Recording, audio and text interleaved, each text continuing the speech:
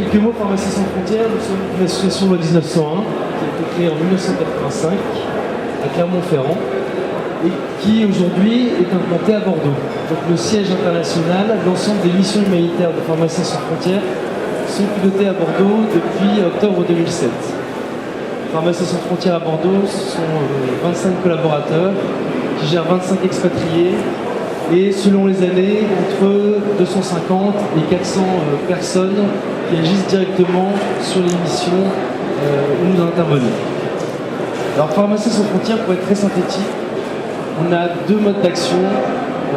Bien sûr, de manière générale, l'accès aux soins auprès des populations les plus vulnérables, essentiellement dans le domaine pharmaceutique. Pour vous donner un petit peu une vision de notre combat, aujourd'hui dans le monde, il y a 2 milliards de personnes qui n'ont pas accès aux médicaments. Il y en a 17 millions qui meurent chaque année parce qu'ils n'ont pas d'accès soit géographique, soit financier, soit simplement parce qu'ils n'ont pas accès aux médicaments. Alors on agit d'abord dans les situations d'urgence. Dans ce cas-là, comme aujourd'hui au Sud-Soudan, nous sommes l'ONG pharmaceutique des ONG médicales. Ça veut dire que Médecins sans frontières, Médecins du monde, Action contre la faim, Handicap international vont faire appel à nos compétences pour qu'on puisse gérer leur approvisionnement en médicaments essentiels. Des médicaments dont ils ont besoin pour intervenir auprès des populations.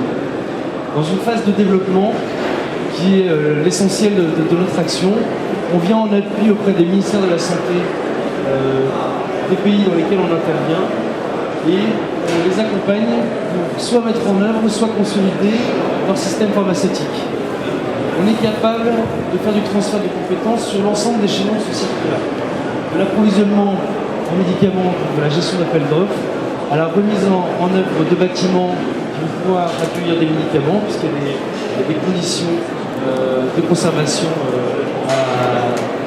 à avoir, jusqu'à la délivrance du médicament. Pharmacie sans frontières, nous sommes capables de transférer nos compétences pour que le médicament aille aux bénéficiaires avec un médicament de qualité et délivré par une personne qui a des compétences dans le domaine, qui propose des outils de communication et des outils sur mesure, dont le produit partage, dont je vais vous parler, et qui est notamment un moyen de soutenir l'action de Pharmacie sans frontières de manière éco-citoyenne.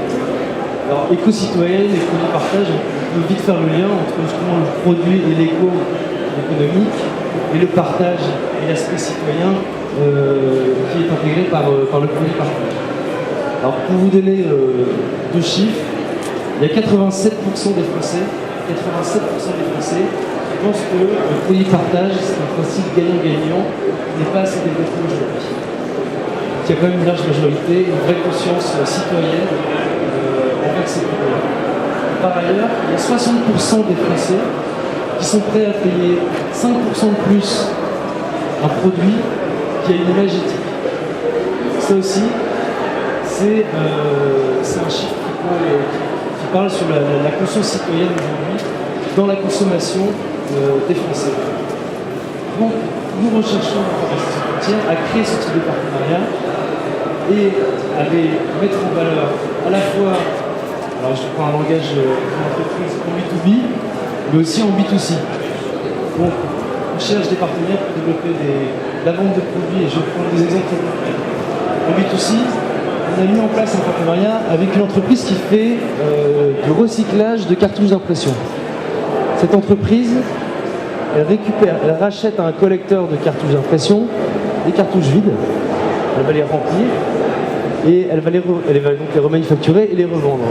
On a mis un partenariat avec cette entreprise-là, tel que sur chaque vente qui sera effectuée, une partie va être versée à Pharmacie sans frontières. Qu'est-ce qu'on fait nous, Pharmacie sans frontières, en échange? Déjà, on prête notre image. Vous avez pu voir qu'aujourd'hui, les politiques et les entreprises sont souvent montrées du doigt, et c'est vrai qu'il y a une réelle confiance des Français envers les ONG. Donc nous, on a une image que l'on peut apporter aux entrepreneurs. Par ailleurs, on va agir aux côtés de la communication de cet entrepreneur-là, qui est l'entreprise Pixar. Et sur ces supports de communication, et nous, dans nos démarches de prospection d'entreprise pour trouver des partenaires, on va parler de cette entreprise-là et on va inciter les entreprises et au grand public à aller vers ce partenaire-là pour pouvoir faire d'une pierre deux coups, avoir une démarche citoyenne en utilisant un produit recyclé qui permet par ailleurs de financer l'action de Pharmaciens sans frontières.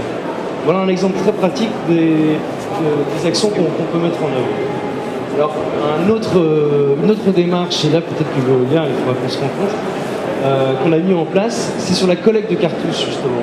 Effectivement, il y a la loi de la DEE qui oblige à collecter ces déchets. Nous, on a trouvé un partenariat avec une entreprise locale qui s'appelle CRDB et qui s'engage à venir collecter gratuitement dans les entreprises les cartouches d'impression.